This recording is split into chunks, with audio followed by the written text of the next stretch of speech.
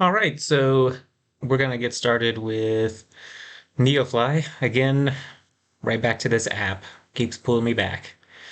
So, got back to concrete and dropped off the coffee beans and got paid for it. Here, got paid for all the coffee beans, $15,000. Or no, that's an expense, $11,000, and then $15,000 a week to rent this FBO. So here's the journey to try to break even here. And we'll start the planning. So under the FBO, under management, this is where you can build out what kind of jobs you want. So I did a passenger job from 3 Whiskey 5 to 61 Whiskey Alpha, and that's close to Friday Harbor. How many passengers maximum, and how much are you looking for to for the people to pay? And you can click on the estimated price to get you an idea of what people are willing to pay for that service, and then how many jobs do you want generated. So with that, generated five and was asking about 5,500 for a trip to Friday Harbor. And I had selected this one, four passengers, 500 pounds total, and then $5,900 for the trip. And it's only about 50 nautical mile trip.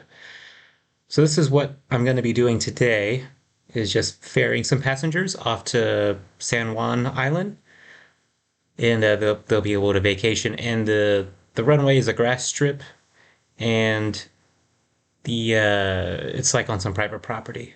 So I'm just gonna imagine that these people know what's going on, or they rent it or something, and they're able to fly into that airstrip. So let's go ahead and just put that on the fly list. Excellent. And then let's go to the market. And I've already got 3 Whiskey 5 selected and 61 Whiskey Alpha selected for the market. And we're going to see if we can make any additional money on top of that.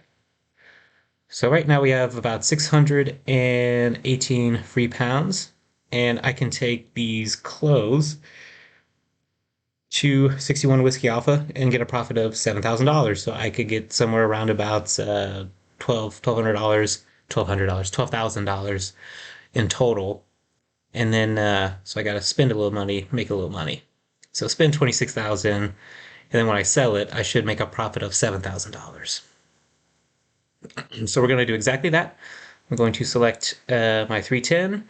That's here. And then we're going to purchase all of 594 articles of clothing worth 179 pounds.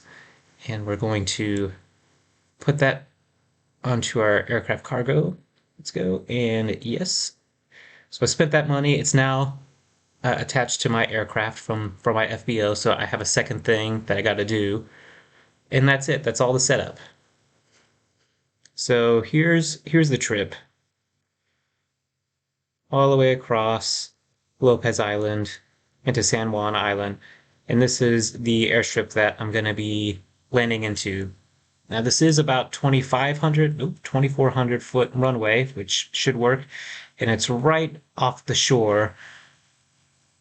So this small tree line is all I have to worry about, and then touching down and off we go. As we can see, there's some properties that are on site, sort of. And looks like someplace fancy because it's got a tennis court and what appears to be a pickleball court as well. No, that is a pickleball court. Fancy, fancy. And some swimming pools.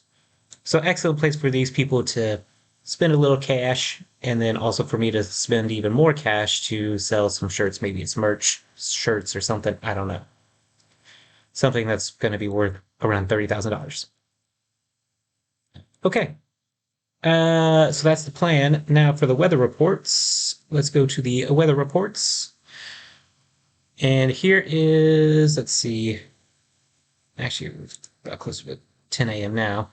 As we can see, there's hardly any cloud cover now over San Juan Island. And there's still quite a bit of cloud cover and concrete all the way through until we get off the coast into this bay. I can't remember what it's called.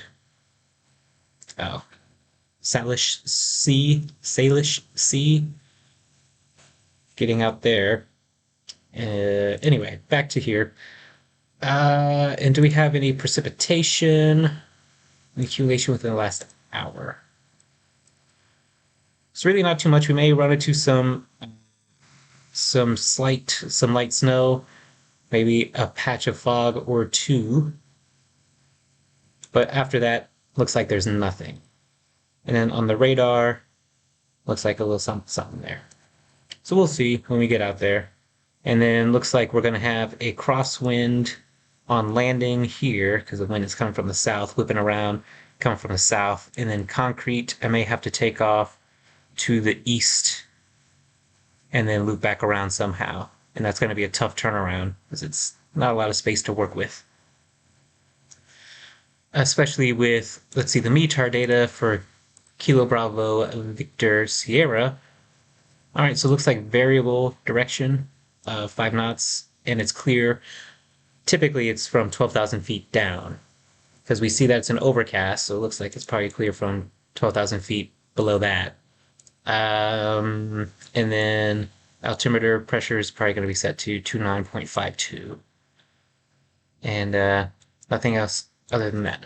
So the weather station is Friday Harbor, KFHR, Kilo Foxtrot Hotel Romeo.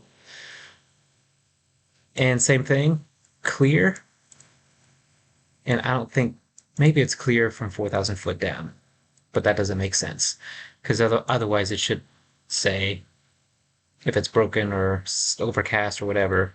So I'm just going to say it's clear from 12,000 feet down. We'll see in the simulator. Same air pressure and not too much in the remarks that I need to worry about. Too much.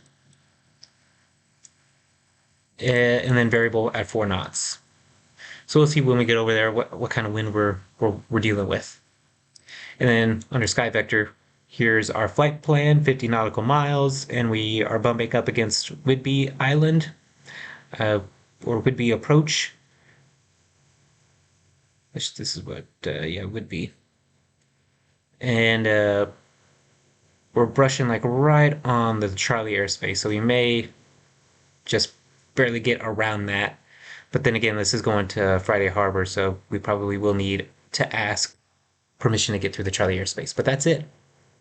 That's it. And the Charlie airspace here is 4,000 foot.